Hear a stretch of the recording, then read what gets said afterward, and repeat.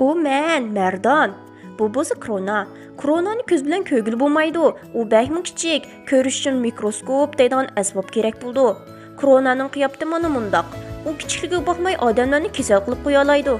Agar bir kasal odam tush ko'rsa yoki yo'talsa, Krona boshqa sog'lom kishilarning ko'z, og'iz, burun a'zolaridan badaniga kirib, shu kishini virus bilan yuqumlantirib qo'ydi.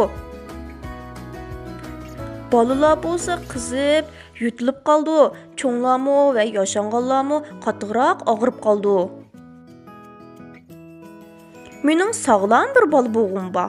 Koronadan saqlanish uchun men yasiga bormay uyda qilyapman.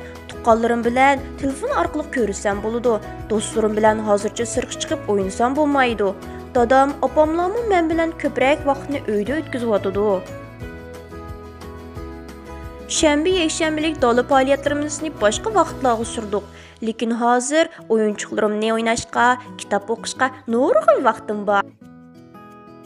Sirtga chiqish zarur bo'lib qolsa, ko'pchilik bilan 2 metr oraliq saqlab menyapman. Hozir qo'limni sabun va issiq suv bilan doim yuvib turaman.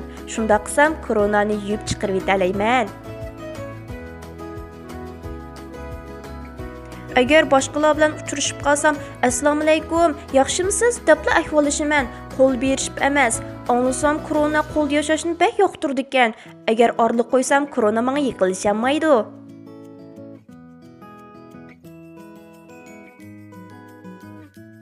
Mening Olmira degan do'stimni korona og'irtib qo'ydi.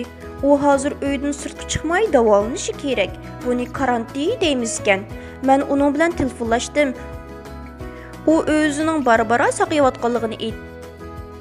Biz hammamiz ish harakatlarimizga diqqat qilsak, koronani yo'qota olamiz. Ondan burunqideklar normal faoliyat qila olamiz.